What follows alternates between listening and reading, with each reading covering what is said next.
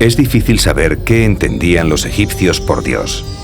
Hasta hace poco tiempo se ha querido explicar la mitología egipcia usando nuestros conceptos religiosos y nuestra forma de pensar. Fue un error. El principal fue no diferenciar entre el lenguaje escrito a través de jeroglíficos o dibujos y el transmitido oralmente, que era el más importante. Lamentablemente, es imposible disponer de registros sonoros. Durante más de 3000 años, los egipcios fueron formulando y perfeccionando su cosmogonía, pero su obsesión sobre todas las cosas era implorar a los dioses a fin de asegurarse la eternidad, superando la muerte terrenal.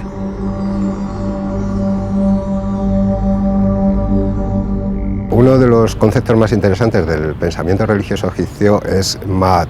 Maat es el orden, la justicia, la verdad. Suele ser representada como una divinidad femenina con una pluma de avestruz en la cabeza o en otras ocasiones como una estatuilla representando a esa misma divinidad. En realidad Maat es el orden tal y como se estableció en el momento de la creación por el Demiurgo o por Ra. El antiguo Egipto era un mundo mitológico donde sus habitantes temían la pérdida del orden cósmico, porque eso les llevaría al caos primigenio y no podrían lograr su destino eterno en el mundo mágico de los dioses. Pero para mantener el equilibrio entre esos dos mundos y poder viajar entre ellos, era preciso emplear la misma herramienta que los dioses: la magia.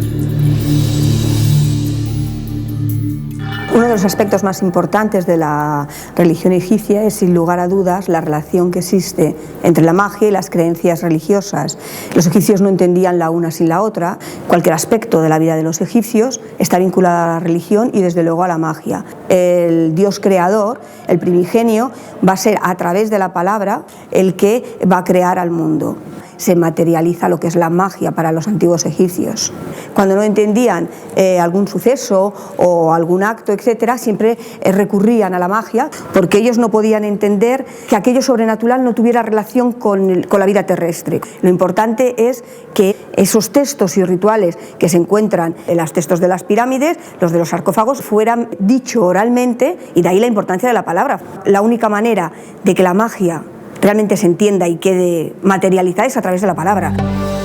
Los encargados de ejercer la magia eran el gran mago, el faraón, y los sacerdotes.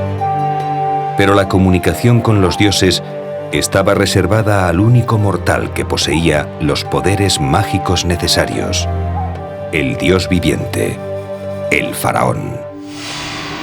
Soy Usermaatre Setempenre, Ramsés Meriamón. Salí de Re mientras que mi padre Menmaatre me crió. El mismo Todopoderoso me hizo grande cuando yo era niño hasta que reiné. Los grandes se postraron ante mí cuando fui instalado, en tanto que hijo mayor como príncipe heredero en el trono de Ge. 2 veces al año, y gracias a la ubicación del templo de Ramsés II, el sol ilumina el pequeño santuario. El rey es iluminado por Amón y Ra. Las dos formas divinas transmiten sucesivamente al soberano la irradiación necesaria para mantener su naturaleza divina. Los templos eran una de las dos conexiones posibles entre el mundo real y el mundo de los dioses. La otra, evidentemente, eran las tumbas y los templos funerarios. Los rituales y las ceremonias mágicas había que realizarlas en un espacio donde pudiesen comunicarse con los dioses. Un lugar donde éstos tuviesen su otro yo material para ser agasajados y venerados. Un templo egipcio no era un lugar donde los fieles iban a comunicarse o rezar con su Dios, como ocurre en una iglesia cristiana o una mezquita musulmana. Era la morada sagrada de los dioses. El acceso al templo estaba totalmente vedado al pueblo, que solo podía acceder al primer patio. El resto estaba reservado a los sacerdotes y, por supuesto, al faraón. Aunque el faraón era el encargado de mantener el orden universal y el culto a los dioses, en la práctica las ofrendas que se realizaban en los templos tenían que ser llevadas a cabo por otro tipo de personas, delegados del faraón, para que pudiera mantenerse el debido culto a las divinidades en todos los templos de Egipto. Esos personajes eran los sacerdotes.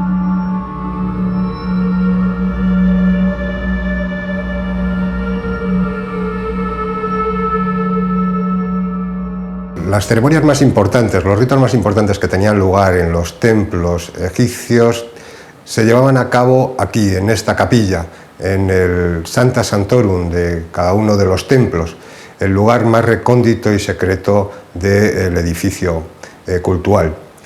Aunque las ceremonias y la preparación de las ceremonias tenían lugar o empezaban mucho antes del amanecer, era precisamente en el momento en que los rayos del sol se elevaban por el horizonte cuando el sacerdote penetraba en esta cámara y se acercaba a este sagrario donde era guardada la estatua del dios.